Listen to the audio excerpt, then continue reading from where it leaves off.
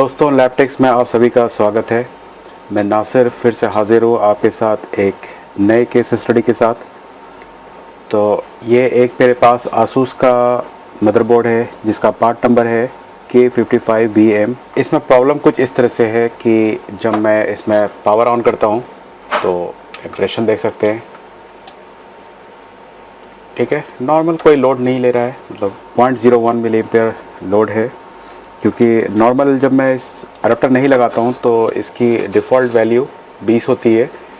तो जब मैं अडेप्टर लगा दे रहा हूँ इसमें तो 21 हो जा रही है, कभी कभार तो 20 ही है। ठीक है, तो ये दिक्कत है। तो सबसे पहले हम चेक कर लेते हैं कि डीसी हुई है कि नहीं। तो थोड़ा सा अडेप्टर में भी लोचा है।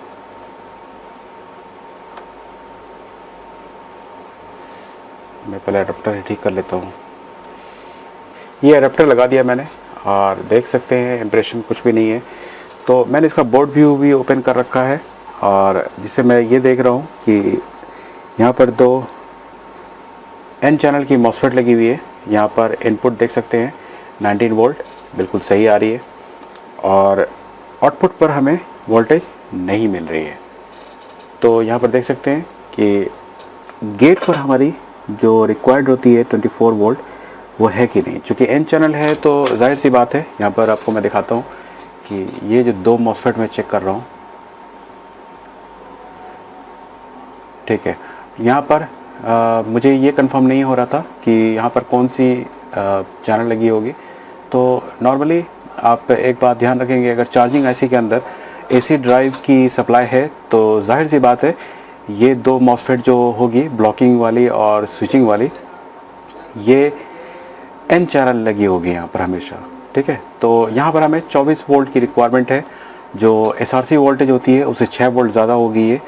तो अगर ये 6 वोल्ट ज़्यादा नहीं होगी तो ये स्विच नहीं होगी या चार्जिंग करने में दिक्कत करेगी। तो यहाँ पर ये 6 वोल्ट ज़्यादा होनी चाहिए, यानी यहाँ पर सप्लाई वोल्टेज आपकी 18 वोल्ट आ रही है, यहाँ पर 24 वोल्ट आपको अगर मिल जाती है तो ये स्विच हो जाएगी।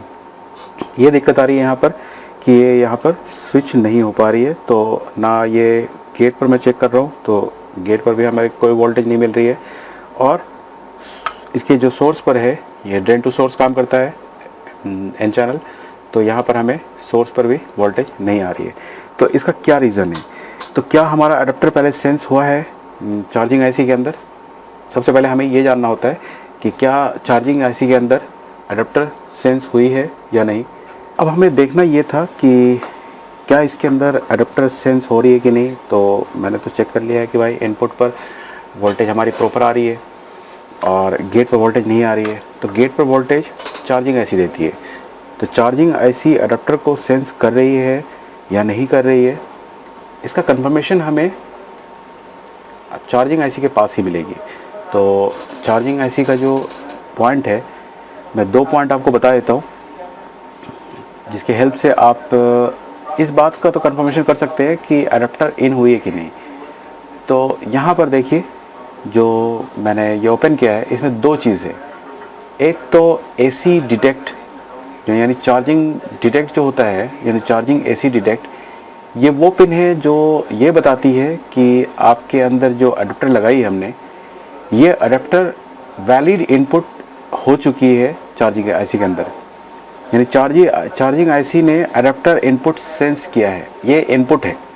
ठीक है, और अगर ये इनपुट वैलिड हो और डीसी इन भी वैलिड हो तो आपकी एसी ओके की सिग्नल जो 5 नंबर पिन है यहाँ से ये आउट कर जाएगा। ठीक है, यानी हमें सबसे पहले चेक करना है कि ये वैलिड कितनी होनी चाहिए। एसी डिटेक्ट जो है पिन नंबर 6 ये होनी कितनी चाहिए। तो एक किसी भी चार्जिंग आईसी का मैं एक जनरल इन्फॉर्मेशन दे देता हूँ आपको। ये वोल्टेज 2.4 वोल्ट से लेकर के 3.15 वोल्ट के बीच में होनी चाहिए। ठीक है, तभी ये वैलिड होती है, नहीं तो ये UVLO मोड में होगी या OCP होती है, अंडर करंट प्रोटेक्शन में चली जाती है। तो 6 नंबर पिन पर आपकी ये वोल्टेज, यहाँ पर एक देखिए डिवाइडर लगा हुआ है, एक रेजिस्टेंस PR88 लगा हुआ है ये, और 8822 लगा हुआ है ये। इस दोनों के बीच में ये वोल्टेज डिवाइडर बन करके ये वोल्टेज 2.4 से ज़्यादा बननी चाहिए, तो तब ये वैलिड अडेप्टर कहलाएगा। यानी ये इनपुट वैलिड होगी और तब ये AC डिटेक्ट कर जाएगा, और उसके बाद ही ये 5 नंबर से ACO के यानी अडेप्टर सेंस हो चुकी है, ये इन्फॉर्मेशन IO के ऊपर जाएगा। तो यहाँ पर हमें देखना है कि जो 6 नंबर पिन है हमारी, इस पर कितनी वोल्टेज है।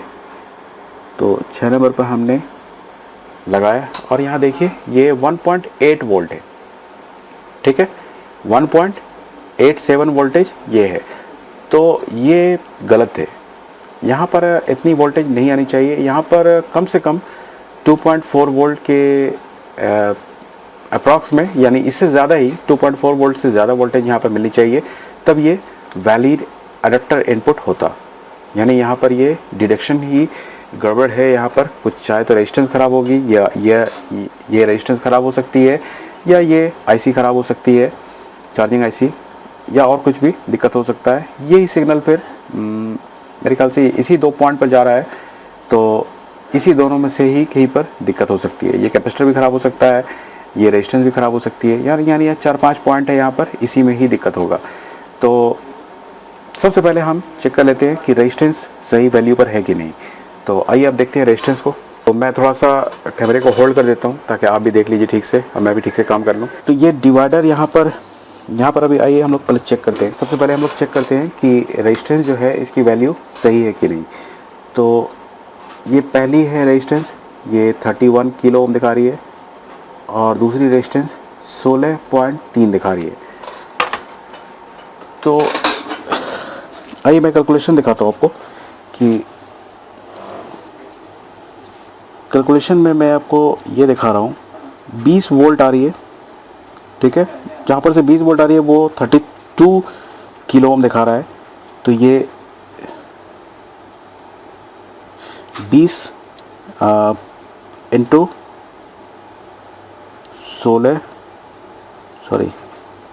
20 इंटू 16 डिवाइडेड बाय 32 और 16 48 डिवाइडेड बाय 48, कुछ ज़्यादा हो गया। यानी यहाँ पर रेजिस्टेंस की वैल्यू कुछ गलत लग रही है मुझे ऑन बोर्ड में। तो इसको हमें निकालना पड़ेगा बाहर निकाल के मैं देखूँगा कि इसकी क्या वैल्यू होनी चाहिए। तो यहाँ पर एक रेजिस्टेंस मैं खुद से पुट करने वाला हूँ, और मैं चाह रहा हूँ कि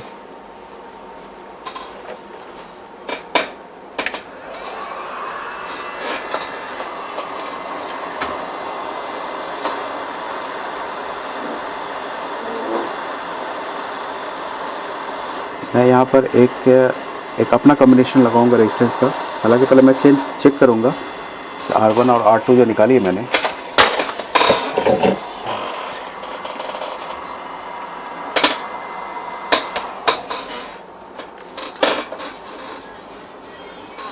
ये रेजिस्टेंस है, इसकी वैल्यू हम लोग चेक कर लेते हैं।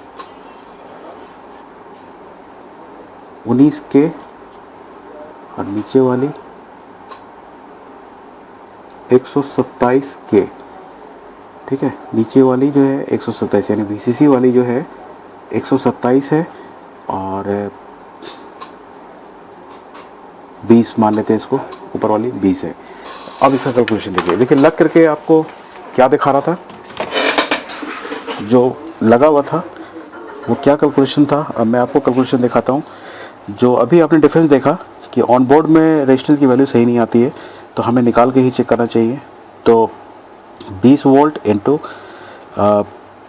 20 R2 ये है हमारा, डिवाइडेड बाय 127 और 20, तो हो गए 47 147 2.72 वोल्ट निकलनी चाहिए थी, तो ये नहीं निकल रही है। तो क्या रीज़न हो सकता है? चार्जिंग IC भी ख़राब हो सकती है, ये तो सही निकल रहा है, ठीक है। तो आइए देखते हैं कि फिर क्या क्या रीज़न हो सकता है। और इस रेजिस्टेंस को मैं दोबारा लगा देता हूँ।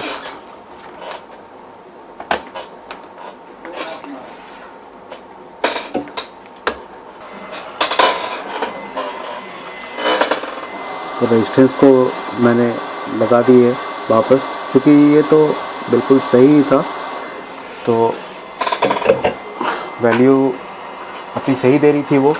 और जैसा हमने देखा कि उसको कैलकुलेट करके 2.7 वोल्ट आ रही थी, तो फिर चेंज करने की तो ज़रूरत नहीं थी। मैं पावर डाल देता हूँ।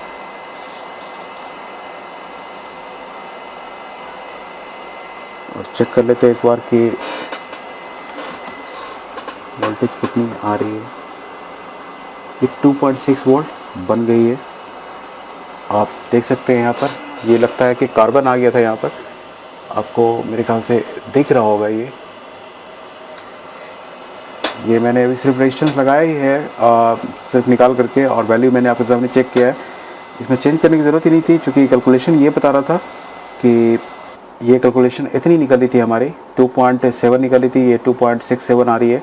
ये मेरे ख्याल से ये बन चुका है और ये वोल्टेज पार हो चुकी होगी।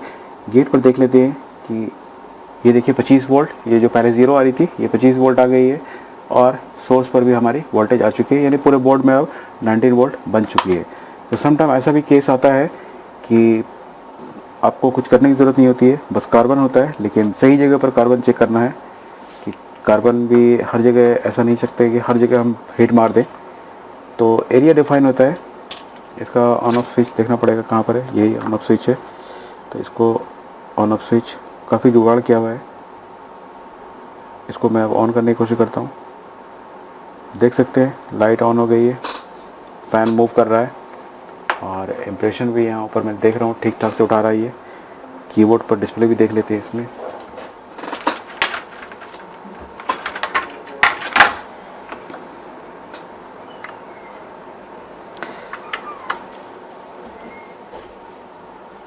ग्राफिक वाला बोर्ड है, रैम भी लगी हुई है, ठीक है। एक बार फिर से ऑफ कर करके ऑन कर देता हूँ। तो इस तरह की दिक्कत भी आ सकती है। ये चूँकि आपने देखा कि इसमें मैंने कुछ ज़्यादा कुछ किया तो नहीं, बस सिर्फ निकाला मैंने इसको, और ये देखिए डिस्प्ले आ चुका है। मैं कैप्स लाइट ऑन कर रहा हूँ, ऑफ़ कर रहा हूँ, ऑन कर रहा हूँ, ऑफ़ कर रहा हूँ। तो इस तरह की दिक्कत आ सकती है कि कार्बन होने की वजह से रेजिस्टेंस काम नहीं कर रही है प्रॉपर, और एसी डिटेक्ट नहीं हो पा रही है, जिसकी वजह से चार्जिंग ऐसी काम नहीं कर रही थी। और चार्जिंग ऐसी काम करेगी तो सबसे पहले एसी ड्राइव की वोल्टेज को, जो पहली वाली स्विचिंग फिट होती है, उसके पास भेजेगी वो। तो आई होप कि आपको ये केस स्टडी काफ़ी पसंद आया होगा, और प्लीज़ इस वीडियो को ज़्यादा से ज़्यादा लाइक करिए, शेयर करिए, और हमारे चैनल को सब्सक्राइब करिए। Thank you for watching this video.